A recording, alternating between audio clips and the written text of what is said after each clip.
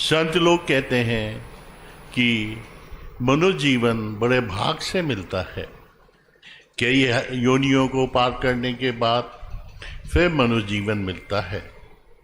उससे भी बड़ा हमारा भाग्य ये होता है कि हम मनुष्य जीवन को पाके ईश्वर की प्राप्ति के लिए हमारे मन में जिज्ञासा हो, क्योंकि हजारों मनुष्य तो इस संसार को ही अपना सब कुछ समझ के आते हैं और दुख सुख में रह के और फिर अगले जन्म में पहुंच जाते हैं। और जिज्ञासा होने के बाद सबसे बड़ा भाग्य ये है कि हमको किसी संत का ऐसा दरबार मिले जो कि ईश्वर प्राप्ति के मार्ग को जानता हो। हम लोग बहुत भाग्यवान हैं कि हमको मनुष्य जीवन मिला। मनुष्य जीवन मिलने के बाद हमारे मन में जिज्ञासा रही कि हम अपना जीवन शांति से काटकर ईश्वर प्राप्ति के मार्ग में आगे बढ़ें, और ईश्वर ने हमें एक ऐसे संत के दरबार में पहुंचा दिया जहाँ से कि हम अपने जीवन को सुख व शांति से काटते हुए अपने को उनके आदर्शों पर आदेशों पर चल के अपने को ईश्वर में मिला सकते हैं। हर एक मनुष्य आनंद से अपने जीवन को व्यतीत करना चाहता है और ये उसका स्वाभाविक अधिकार भी है। आनंद ब्रह्म में है, ब्रह्म ईश्वर है और ईश्वर सच्चित आनंद है। उसी के मिलने के रास्ते में हम लोग अपने जीवन को शांति व आनंद से प्राप्त कर सकते हैं। ईश्वर सर्वशक्तिमान है। हमारे गुरु महाराज ने कहा था कि ईश्वर एक शक्ति है और उस शक्ति में को जिस रूप और नाम से हम देखेंगे उसी में वो हमको मिलेगी। पर हमारे मन में एक विचार आता है कि वर्तमान युग में हमारे पास शारीरिक और मानसिक शक्ति नहीं है, वातावरण दूषित है और खान पान भी शुद्ध नहीं है। ऐसे में हम कैसे इस मार्ग पर चलें? पर जब हमारे मन में जिज्ञासा पैदा होती है तो ईश्वर हम लोगों की सहायता के लिए स्वयं इस पृथ्वी पर आता है। ऐसे ही हमारे गुरु महाराज कलयुग में हम लोगों की परेशानी को देखते हुए इस पृथ्वी पर अवतार लिया और इस मार्ग पर चलने के लिए जो उन्होंने साधना बताई वो उपासना की साधना बताई, जो अभी हमने और आप लोगों ने जिस साधना को की। इस साधना के विषय में भी आप सुन ही रहे थे। इससे हमारा जो मन और बुद्धि में विकार आ गए हैं वो दूर हो जाते हैं, हमारा मल और आवरण हट जाता है, हमारा अंतःकरण पवित्र हो जाता है, जो कि ईश्वर प्राप्ति के लिए जरूरी है। फिर हमारी बुद्धि और विवेक शक्ति जागृत हो जाती है, वो हमें वास्तविकता का अनुभव कराती है और हम उस अवस्था में पहुंच जाते हैं कि अपने गुरु अपने इष्ट के प्रति पूर्ण रूप से समर्पित हो जाते हैं। हमारा सब कुछ गुरु महाराज का ही हो जाता है।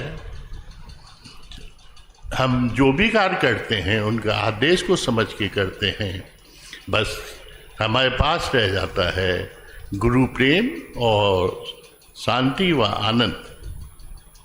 पर इसके लिए ज़रूरी ये है कि जब भी हम साधना में बैठें तो ये समझ के बैठें गुरु महाराज वहाँ चेतन रूप में उपस्थित हैं। जो गुरु होते हैं वो ये शरीर नहीं, उसके अंदर की आत्मा होती है और शरीर की, स्थूल शरीर की तो कुछ मर्यादाएं भी हैं, पर इसे छोड़ने के बाद वो व्यापक हो जाती है और पूरी पृथ्वी और ब्रह्मांड में उनका प्रभाव रहता है। जब भी हम साधना करें तो उनको जड़ समझ के या फोटो की साधना न करें, ये अनुभव करते हुए करें कि वो स्वयं चेतन रूप में वहाँ उपस्थित हैं। इसमें एक कथा मुझे याद आ रही है कि एक भक्त था, वो एक मंदिर में गया, वहाँ सभी देवी देवताओं की मूर्तियाँ लगी हुई थी। उसने देखा शिव जी की प्रतिमा बहुत अच्छी है, तो बोला मैं इसकी सेवा करूँगा, ये मुझे दर्शन देंगे और पूर्ण करेंगे। वो दिन रात उनकी सेवा करने लगा जब सालों गुजर गए और शिव जी ने उन्हें दर्शन नहीं दिए तो वो बोला, नहीं ये मुझे दर्शन नहीं देंगे, अब मैं विष्णु भगवान की सेवा करूँगा। वो विष्णु भगवान की सेवा करने में लग गया। एक दिन जब उनको धूप अगरबत्ती लगा रहा था तो उन्होंने सोचा कि इसकी खुशबू शिव जी सूंघेंगे, इन्होंने तो मेरा भला नहीं किया, तो वो उनकी नाक में रुई लगाने लगा। सो शिव जी भगवान प्रकट हो गए। जब उसने पूछा कि आपने पहले तो मुझे दर्शन दिए ही नहीं जब मैं आपकी सेवा करता था, तो बोले तुम मुझे जड़ समझ के सेवा करते थे और तब मैं जड़ ही बना रहा, जैसे ही तुमने आज मुझे चेतन समझा मैंने आज तुमको दर्शन दिए हैं। दूसरा जरूरी काम यह है कि हमको जो बड़े सत्संग भंडारे होते हैं उसमें 3 महीने में ज़रूर जाना चाहिए, क्योंकि सत्संग में जाने से मन सत की ओर खिंच जाता है और ये सत्संग ही मोक्ष लाता है, क्योंकि सत्संग से हमको ज्ञान मिलता है और ज्ञान के बिना हमारा मोक्ष नहीं हो सकता। बहुत कुछ अवस्थाएं जो हम पे ऐसी आती हैं जो कि हम दूर नहीं कर सकते, वो सत्संग में जाके स्वयं दूर हो जाती हैं। पर बहुत से लोगों को विचार आता है कि जब हम किसी मजबूरी या किसी बीमारी या किसी और विपरीत परिस्थितियों के कारण सत्संग नहीं जा पा रहे हैं तो हमें इसका लाभ नहीं मिलेगा।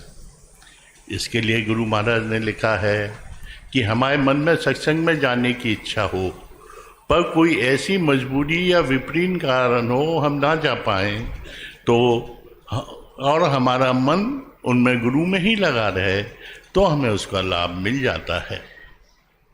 कुछ लोग ये सोचते हैं या अनुभव भी करते हैं कि जब तक हम सत्संग में रहते हैं, जब तक हमारे विचारों में शालीनता रहती है, हमें सुख व शांति आनंद का अनुभव होता है। पर सत्संग से बाहर जब हम अपने रोज़मर्रा के वातावरण में जाते हैं तो वो अवस्था चली जाती है। ऐसे कैसे हो कि उस समय भी हमें वही अवस्था बनी रहे। जब हम सत्संग में होते हैं तो हम लोग सकारात्मक ऊर्जा से जुड़े रहते हैं।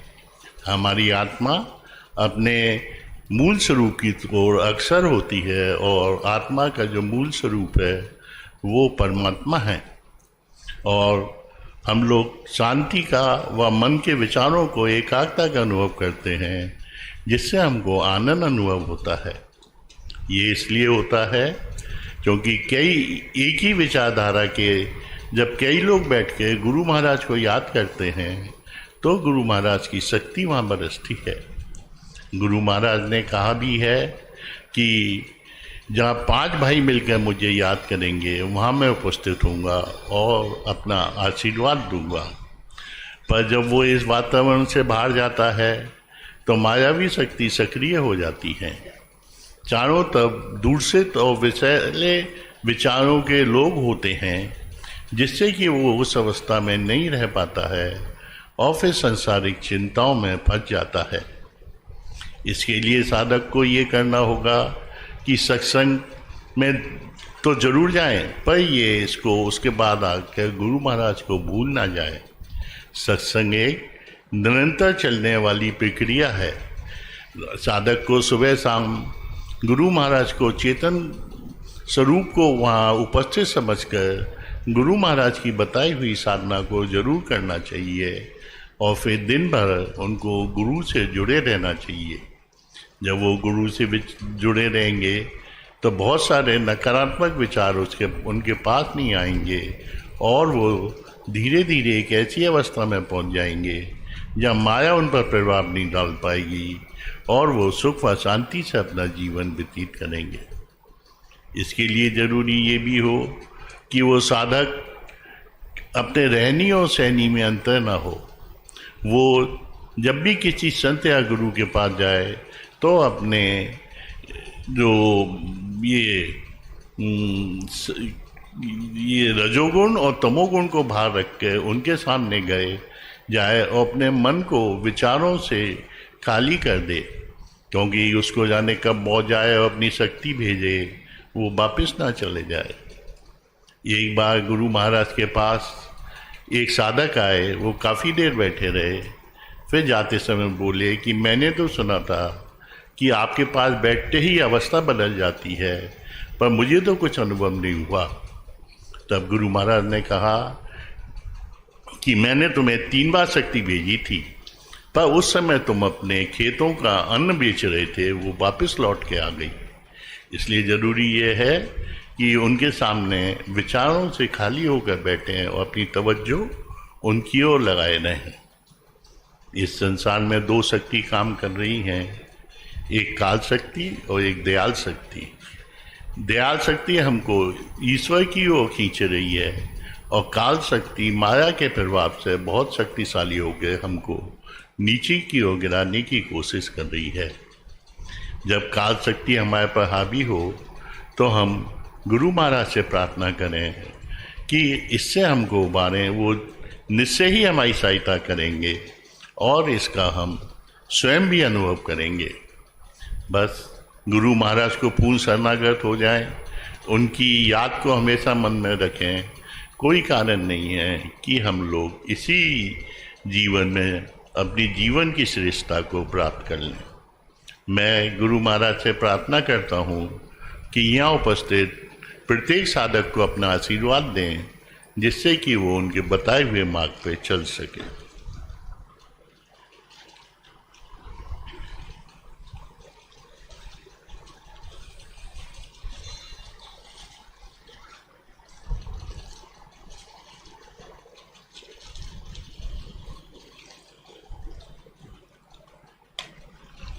ये निवेद रखा है, जब सब लोग मिलकर बड़े भाव से गुरु महाराज को इसको अर्पण कर देंगे तो इनमें उनकी दिव्य शक्ति आ जाएगी।